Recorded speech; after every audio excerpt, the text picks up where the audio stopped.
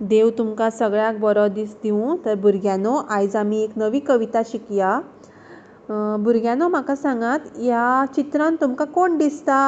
हय, हो कोण? आमचो राष्ट्रपिता गांधीजी. तेजे 3 बरे विचार आशिल्ले.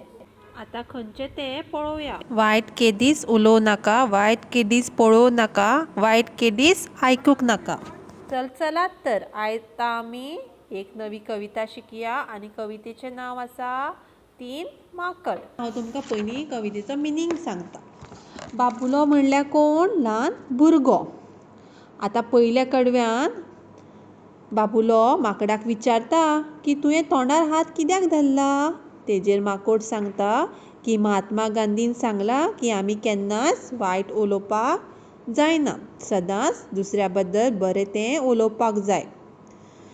आतां दुसऱ्या कडव्यान बाबुलो माकड मामाक परत विचारता, तुवें दोळ्यार हात कित्याक धरला? तेन्ना ताचेर माकड मामा सांगता की गांधीजीन सांगलां की वायट केन्नाच आमी पळोवपाक जायना. तर भुरग्यांनो, ह्या संवसारान जें बरें बरें आसा तें आमी सदांच पळोवपाक जाय. वायट दिसता तेन्ना आमी कितें करपाक जाय? दोळे आमचे बंद करपाक जाय. कळ्ळें न्ही? आतां तिसऱ्या कडव्यान बाबुलो परत एकदां माकड मामाक विचारता, कानार हात धरला कित्याक तुवें? ताचेर माकड मामा सांगता, आमी केन्नाच वायट केन्नाच आयकपाक जायना, सदांच आमी बरें तें आयकपाक जाय. आतां तर भुरग्यांनो, आमी 3 बरे विचार शिकलीं. गांधीजीचे खंयचें? बरें आयकपाक जाय, बरें पळोवपाक जाय आनी बरें उलोवपाक जाय. तर भुरग्यांनो, आतां आमी ही कविता चालीन म्हणपाक शिकया. 3 माकड. माकड मामा सांग रे म्हाका, तोंडार हात धरला कित्याक? कितें सांगू बाबुल्या तुका? बाबुजीन सांगलां खंय? वायट केदीस उलोव नाका. माकड मामा सांग रे म्हाका, दोळ्यार हात धरला कित्याक?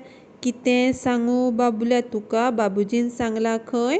वायट केदीस पळोव नाका. माकड मामा सांग रे म्हाका, कानार हात धरला कित्याक? कितें सांगू बाबुल्या तुका?